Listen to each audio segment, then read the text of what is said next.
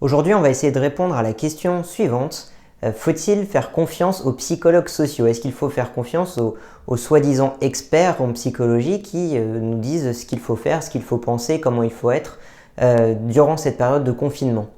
Et on va s'aider de deux articles pour répondre à cette question ô combien épineuse. Le premier article, c'est un article scientifique qui est paru en janvier dernier et qui n'a rien à voir avec le coronavirus, mais qui a beaucoup à voir avec les psychologues sociaux. Et le deuxième article, c'est pas un article scientifique, c'est un article de blog qui décrit un peu l'histoire de la psychologie sociale et de ce que disent les psychologues sociaux actuellement du coronavirus. Et vous allez voir que c'est assez fleuri. Alors, le premier article, il nous dit une chose assez simple finalement, mais il est très complexe. Il nous dit que les psychologues sociaux sont très mauvais pour faire des prédictions en lien avec la psychologie sociale. Ce qui s'est passé, c'est qu'il y a une cohorte qui existe, qui s'appelle la cohorte de la famille fragile, et qui est une cohorte pour laquelle on a plein d'indicateurs. On sait exactement ce que font les parents, on sait exactement ce que font les enfants, on sait exactement qui travaille où, dans quoi, quels sont les niveaux d'études, et on connaît tout un tas de variables psychologiques, que ce soit des traits de personnalité, que ce soit des traits liés au travail, etc., etc.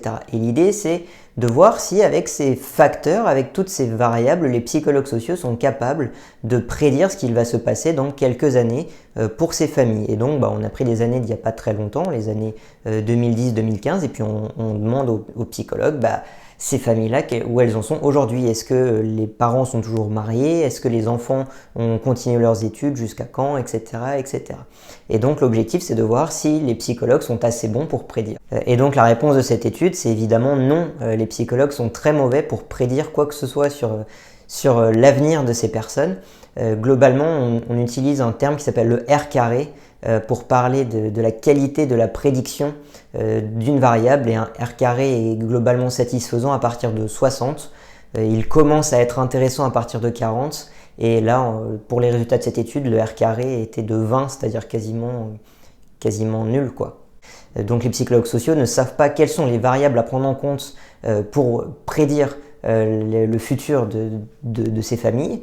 Ils ne savent pas non plus quelles sont les variables les plus importantes, et ils ne savent pas faire des prédictions à partir de ces variables. Donc évidemment, ça nous fait nous poser des questions sur la possibilité pour ces psychologues sociaux de nous dire des choses sur le coronavirus, de nous dire des choses sur le confinement, et donc nous dire des choses sur ce qu'il se passe actuellement. Le deuxième article, c'est un article de blog de Stuart Kretschy qui ne mâche pas vraiment ses mots quand il parle des autres psychologues sociaux. Déjà, il rappelle une chose qui est fondamentale en psychologie sociale, c'est qu'on est aujourd'hui dans un renouveau depuis à peu près les années 2014. On s'est rendu compte qu'il y avait énormément de biais, qu'il y avait énormément de problèmes, que ce soit des problèmes éthiques, de déontologie de la recherche, que ce soit des problèmes de réplicabilité et de généralisabilité, très exactement. La généralisabilité, c'est la possibilité en fait de généraliser les résultats de notre recherche en dehors du laboratoire, parce que c'est bien de trouver des résultats dans notre laboratoire quand on pose des questionnaires à des étudiants de L1 de psychologie, mais si ces résultats ne s'appliquent qu'aux étudiants de L1 de psychologie ou que dans ce contexte, en fait, ces résultats, ils ne nous servent à rien, ils ne sont pas très intéressants.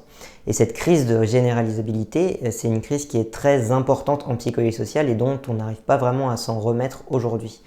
Et donc, après avoir fait cette introduction assez salée dans son article de blog, il parle en fait de quelques psychologues, que ce soit Paul Slovic, que ce soit par exemple Cass Sunstein, qui sont des psychologues assez connus, et il essaye de voir en fait ce qu'ils en disent. Et en fait, la plupart de ces psychologues, qui sont en plus des psychologues qui sont formés à la prise de décision, qui sont formés à bien réfléchir sur la manière dont on doit penser, et en fait, ils ont fait des prédictions qui étaient tout le temps fausses en fait.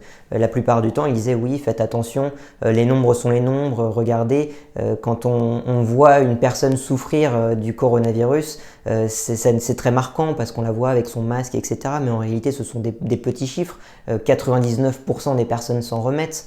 Oui, c'est vrai, sauf qu'en fait, ce qu'oublient de dire ces chercheurs, c'est que l'important, c'est pas des épidémiologistes, ce sont des psychologues sociaux, donc ils ne connaissent pas vraiment l'épidémiologie. Ce qui est important, c'est pas forcément juste le taux de létalité, c'est aussi le taux de contagiosité et le taux de sévérité de la maladie, et ça, ils n'en parlent pas. La plupart du temps, ces psychologues, quand ils ont pris la parole dans le New York Times, dans le Bloomberg Opinion par exemple, en février ou en mars, ils disaient quasiment systématiquement Ne faites pas attention au coronavirus, c'est qu'une petite grippette, comme disaient aussi certains médecins français. Le taux de contagiosité n'est pas très élevé, on ne risque pas grand-chose, ça n'aura pas d'impact sur notre économie, etc., etc. Et là où c'est intéressant, c'est que par exemple, le psychologue Cass Sunstein, qui est un psychologue très connu, il a fait un livre qui s'appelle Nudge, qui a d'ailleurs amené une grande part de la psychologie sociale actuelle. Il y a beaucoup de personnes qui travaillent sur les nudges. On se rend compte que ça a une taille d'effet extrêmement faible, que c'est pas réplicable, qu'il y a plein de problèmes avec les nudges, mais bon, peu importe. Cet auteur, Cass Sunstein, en février dernier, il a fait un article de blog dans le Bloomberg Opinion où il disait le coronavirus est quasiment négligeable, il ne faut pas s'en inquiéter, on n'a même pas besoin d'en parler, ça ne concerne que la Chine finalement. Et en mars, quasiment un mois après, jour pour jour, je crois que c'était le 28 février et puis le deuxième c'était genre le 26 mars, il a fait un deuxième article de blog dans le même journal où il disait il faut absolument faire de la distanciation sociale pour pouvoir vaincre le virus parce que là il arrive de manière dramatique sur nous et il faut absolument qu'on se mette à tous être confinés chez nous. Et là où c'est intéressant, c'est qu'il a fait deux prédictions. Une prédiction où il dit en fait le coronavirus on s'en fout, et une deuxième prédiction qui est le coronavirus c'est extrêmement important et il va falloir mettre tout en œuvre pour s'en prémunir. Il fait ces deux prédictions à un intervalle d'un mois et évidemment forcément il va gagner à un moment donné dans 5 ans quand on reparlera du coronavirus, il pourra dire tout flamboyant vous voyez je l'avais prédit et la psychologie sociale est capable de le prédire. Mais c'est facile quand on a fait les deux prédictions qui sont opposées. Et là où c'est intéressant, c'est que lui, en plus de ça, il va vraiment avoir l'impression d'avoir fait la bonne prédiction, parce qu'il l'a fait, mais parce qu'il a prédit deux choses différentes. Et donc ces psychologues sociaux, quand ils essayent de parler des biais pour expliquer ce qui va se passer avec le coronavirus, ils sont eux-mêmes victimes de leurs propres biais. Ils parlent de leurs expérimentations, ils parlent de ce qu'ils montrent en permanence dans leurs études, mais en réalité ce n'est pas vraiment généralisable, ce n'est pas applicable à la situation actuelle. Et donc ils sont victimes eux-mêmes de leurs propres biais de confirmation. Ils sont victimes de ces biais de confirmation, mais ils sont aussi victimes d'autres biais. C'était le cas de Cass Sunstein qui a été victime du biais d'exponentialité. On est très peu apte, on n'arrive pas à comprendre ce que c'est que l'exponentiel, on n'arrive pas à comprendre que l'exponentiel ça veut dire qu'à partir de très peu de cas, on va arriver très rapidement à un nombre de cas immense. Et ça, c'est quelque chose que Cass Sunstein n'a pas compris, ou les autres chercheurs d'ailleurs qui ont été cités par Stuart Ritchie n'ont pas compris. Et donc, en fait, ils n'ont pas été meilleurs qu'une personne lambda, une personne qui n'est pas experte dans le sujet, pour parler du coronavirus. Et globalement, c'est un peu la conclusion de cette vidéo, c'est que les psychologues sociaux sont très mauvais pour faire des prédictions, ils sont très mauvais pour prédire l'avenir social des êtres humains, alors que pourtant c'est censé être leur métier. C'est normal, c'est logique, on traverse une crise de reproductibilité, c'est une science qui est extrêmement récente. Il y a un article qui est très intéressant qui s'appelle Psychological Renaissance qui date de 2014, c'est un peu un article fondateur de la psychologie sociale et on ne peut pas demander à une science qui a à peine 5 ans d'expliquer autant de choses et d'avoir une aussi grande importance dans les lieux communs. Et il faut faire attention avec cet effet d'expertise où on a l'impression que tout le monde peut être expert alors qu'en réalité, en fait, quand on essaye de voir si les personnes qui sont les plus expertes font de bonnes prédictions, en fait, elles ne font pas de bonnes prédictions, elles ne sont pas capables de faire ces prédictions.